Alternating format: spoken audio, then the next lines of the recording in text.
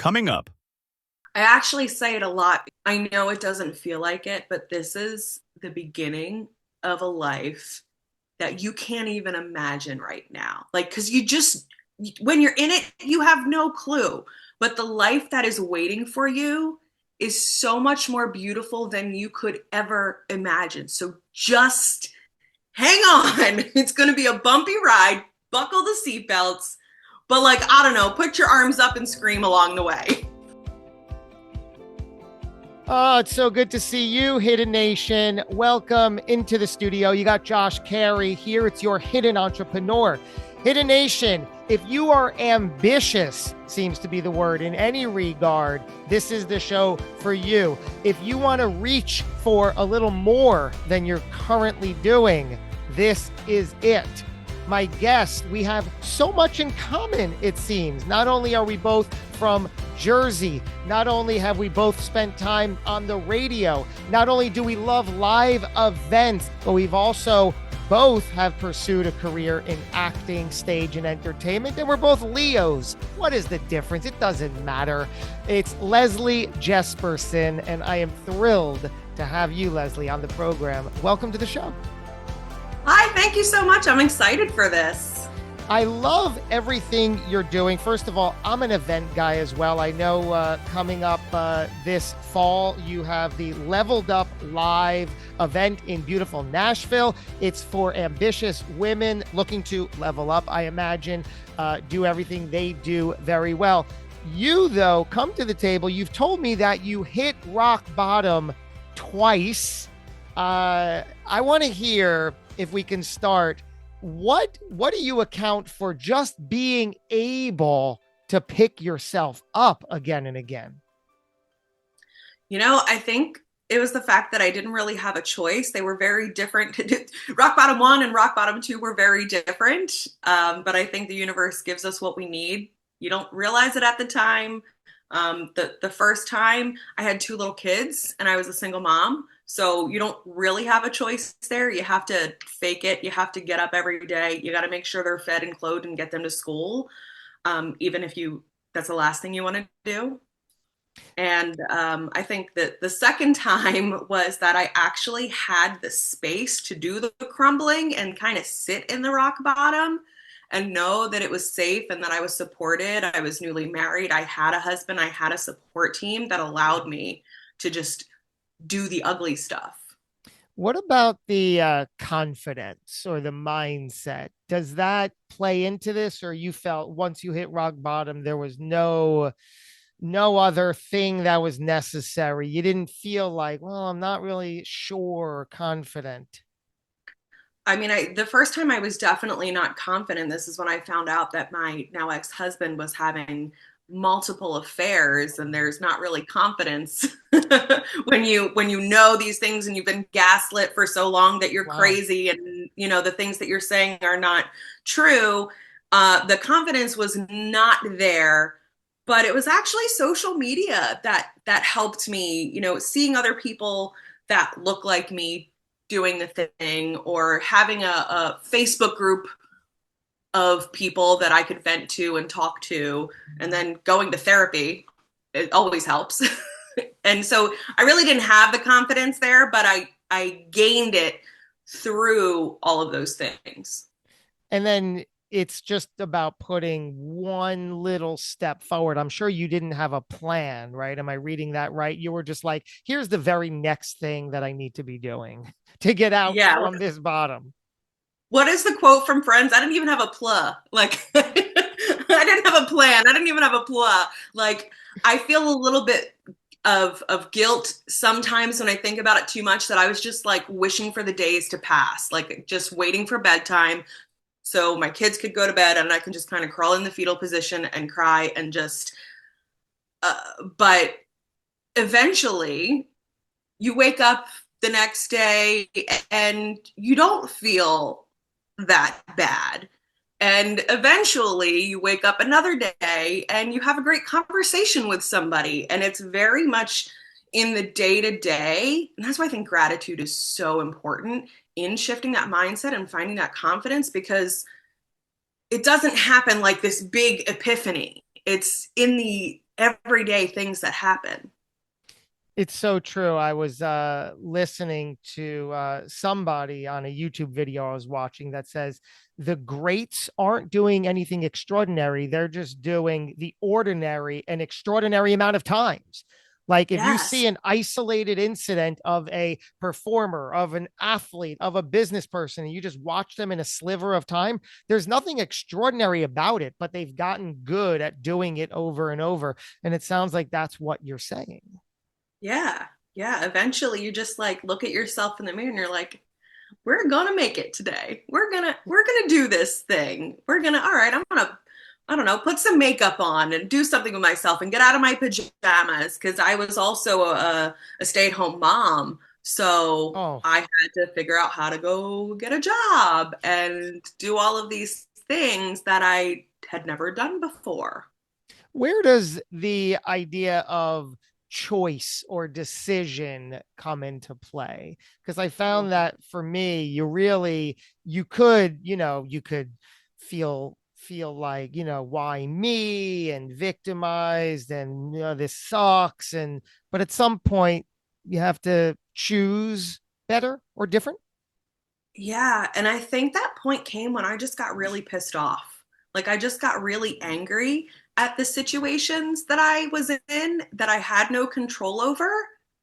And it was almost it was definitely intentional, but in the beginning it was like ugh, like like I'm going to show you. And then I was like, "Oh, I'm actually doing this for me, not for anybody else." But it was definitely to kind of prove people wrong at first. Hmm. And that was enough of the driver for you to make the steps in the right direction. Yeah, yeah, that was the choice that I made, and I don't feel bad about it at all. I didn't live there. You can't like stay there forever. So let's talk to the listener who may be because I tend to agree. I also had a rock bottom moment that again another similarity. I also have two children, and in the eyes of when they were very young, I was at my worst, angry, miserable, frustrated, lost, confused, and I was like, man, I've always known that I'm better than this. I just never found the strength to be better. But guys, this is it. I get it. Wait here. And then, I was like, that was enough to start putting better in place. So whether somebody's, on the way down and nearing rock bottom or living there or feeling there, what do you say to them? I actually say it a lot because I'm in a lot of Facebook groups with women and moms, and they're making those anonymous posts, and I'm like, I know it doesn't feel like it, but this is the beginning of a life that you can't even imagine right now. Like, because when you're in it, you have no clue. But the life that is waiting for you is so much more beautiful than you could ever imagine. So just hang on. It's going to be a bumpy ride. Buckle the seatbelts. But, like, I don't know, put your arms up and scream along the way. Right. So I love that. So that's a sounds like an acceptance of Yeah. just let it be because there's better on the other side of this. But now, okay, then what? So when they're like, fine, I've given into this, I'm accepting of this, but now what's the shift that needs to bounce? I love that question, that whole now what? Because I used to say, okay, cool, now I know my demons, but we're just chilling together. Like, now what? Now I know all the things that I Yeah. did wrong. Because you just have to, you can't control anybody else. And at that point, you just look inward and what are the things that I want to change about myself? I think for me, doing things like starting a yoga practice, um, getting in touch with my spirituality, like finding whatever kind of faith you have, that is the catalyst for figuring out what's next because there's not a blueprint, there's not a checklist, there's not a freebie download that you can do. Mm. You just have to figure out what it is for you, and you will, but you have to like do the work and sit down with yourself. And for me, it was yoga and meditation and building that trust and that faith in something bigger than myself. Leslie, you bring up the freebie download, and boy, is that ever a trap. Let's say it right here enough, right? You don't need another one. And like you alluded to, you're not going to find your next move, your next angle in a freebie download. I venture to say, you know darn well what you're capable of and really what you want to be doing. Now, I'm just speaking my words, but I put this on the people that I play with, is that you're using that as an excuse not to take the action because you're scared out of your mind. Josh, yes, I was. Bingo. Right. Like I don't know what to do. I can't. I shouldn't. It's not me. It's them. No, I knew darn well. So when I got real with myself and said, and it was because of the two children looking back at me and said, I get it now. I got to do this. It's important enough. So maybe if and when it becomes important enough to you, you'll take the action or at least a step in the right direction towards what you want to be doing, as we said before air, in spite of the fear. That's the game, isn't it? Absolutely. And I think something else that's important is like not looking for other people to solve everything for you, but it is, or not but, and it is super important to have people in your circle who can reflect things to you that you already know, but sometimes you need to hear. Like that's how I have all of my big breakthroughs in business is having someone, it's just happened to me in Nashville. Like, Leslie, you don't realize how big this is. And like you think you're in it, but you need to step even farther into your calling. Like we need people to pull that out of us sometimes. And that's where having a coach or just getting in rooms with other people who see that, so that when you are terrified, you can say, okay, there's at least one person who sees what I know deep inside, but I'm really scared to even like envision it. My first coach and mentor, when I had that realization of with my kids, okay, I got to do better. I made sure to find a coach and mentor who I knew would represent that person specifically. I was always afraid of retaliation if I stepped into my power and Yeah. ability, because when you're around people who aren't exercising that, they wind up resenting you, and that's the game I was playing. So I had to find somebody that I knew I could find safety and comfort with. I never told them that I'm going to be leaning on you in case people retaliate while I'm exploring my fuller potential out in the public, out in the wild. But I knew that if someone were to attack in any regard, I would have them to sort of lean on. So getting people in your corner is vital. That out in the wild line is on point because you and I, as Leos, as media personalities, it is our calling to be big and to be out there and to share our message and to speak our truth. And when other people don't feel comfortable with that, we're just shining a mirror onto their insecurities, but it's not our fault and it's not our responsibility. This is that's my life. That's why I Yeah. resisted. I'm like, oh, I don't want to make Mhm. it's so ironic, right? Because I don't want to say wasted, but that was the word that was going to come out. But I used so much of my life to reserve because I didn't want to make you upset and rock the boat and feel Yeah. insecure. Come on. But there's a million other people who are just waiting for you to shine, for me to shine, because Aren't they they? need to know that it's safe for them to do it. Aren't they? Let's talk about that for a little bit, because that too is much of the game. If you can really get through, and these are all limiting beliefs that we have, and that's your subconscious at work. But are you ready, willing, and able to put in the work and the effort to restructure that? And it is that it's that people are waiting for when you exercise your best self, you inadvertently will find others that step up and say, wow, I like that. And why is that so scary? Yeah. Yeah. I actually, my speaker training program came to be because I was at an event, I was at a mastermind, and I was still playing very small at that point and talking about what I do and just very casually mentioned the things that I do. And she came up to me and she was like, I want to do this. And I know you're the one who can show me the way. And I was like, I can. Actually, yes, I can. And that's how my program evolved and was born. Um, yeah. Sorry, that Yeah. leaves me like speechless. Yeah, it's amazing that once you learn how to put your best foot forward and make that decision and choice to do it and not wake up, you know, beating yourself up, and it's effort. To this day I always feed my mind with positive, and I know you're very spiritual, me too, so let's focus on that. What kind of practice do you have day in and day out in the spiritual world?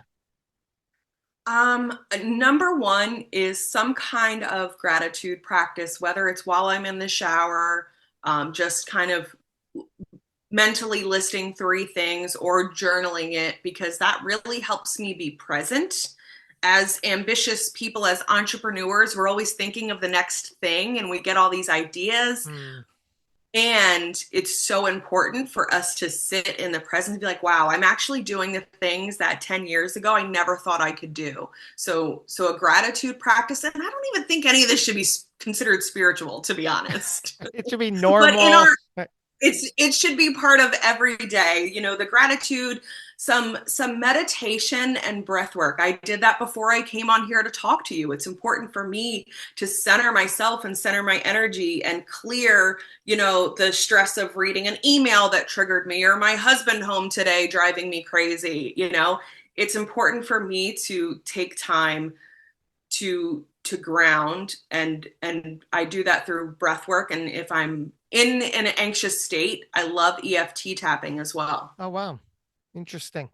It also comes down to really getting honest with yourself, self awareness, and understanding who you are and who you want to be, who you need to be in your mind and out in the wild, as we said.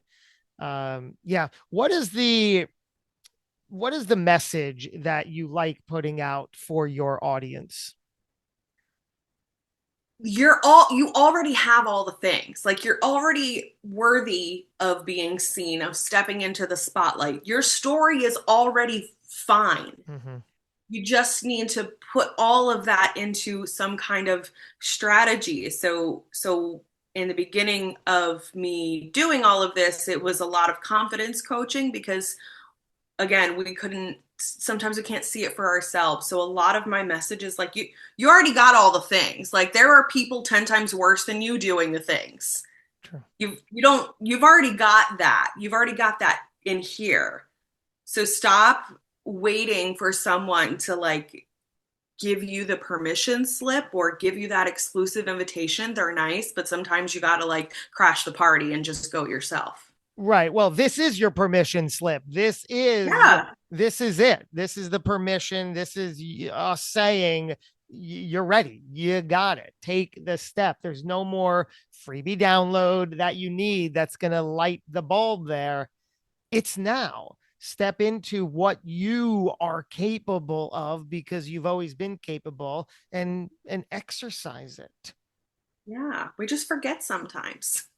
What about the idea of you have this fear, and like we said, the game is knowing that it's not going to go away. We've heard this in many different ways, but it's stepping forward anyway. You have this event coming up in November, Leveled Up Live, for ambitious women to do much of what we're talking about. How do people become part of this event? There's so many ways. Of course, just attending, just purchasing a ticket and showing up. It's a full day, full night. We like to throw a good party. Um, but also, if you are an experienced speaker or a workshop facilitator or something, and you want to be a part of this, that's something we are booking now.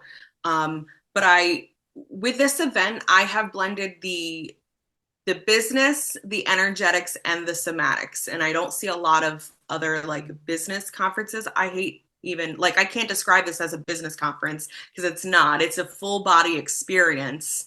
And I just feel that if you feel that there is just something calling you for a little bit more this year, you don't quite know what it is, you're going to leave knowing exactly what it is.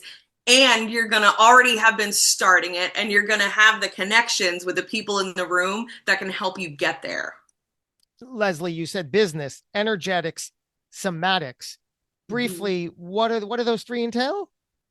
Yeah, so business, I'm gonna have speakers that are teaching you about sales and regular business marketing, those kind of things. I want to include finance. Even if you're not an entrepreneur or a C-suite person, those are all things we sell ourselves in everyday life. So those are all skills that anybody could benefit from. And then the energetics, that's the breath work, that's the tapping into your body. And then we go a step further with somatics. So somatics is really working with the body. We will have something called the Get Down Goddess experience, which is a full hour with my girl DJ Ladev. She's a DJ, but through the beats that she plays and the things that she says in the mic, you're literally clearing your chakras while you're moving. It's really cool. I couldn't explain it. She flew in from Arizona to do it in September here in Jersey, and I didn't really tell people what we're doing because I didn't know how to explain it, but everyone was like, "What just happened? That was the coolest thing ever. I have to do this again." And we only did it for 20 minutes in September, so I was like, "All right, we're going to do a full hour in Nashville." Incredible. Leveled Up Live happening in Nashville this November. Leslie Jespersen, I am thrilled we're finally connected this way. We've been connected for a little while, but this is incredible. It's not the last, but thank you so much for imparting all this on us. You're awesome. Thank you so much. Back at you.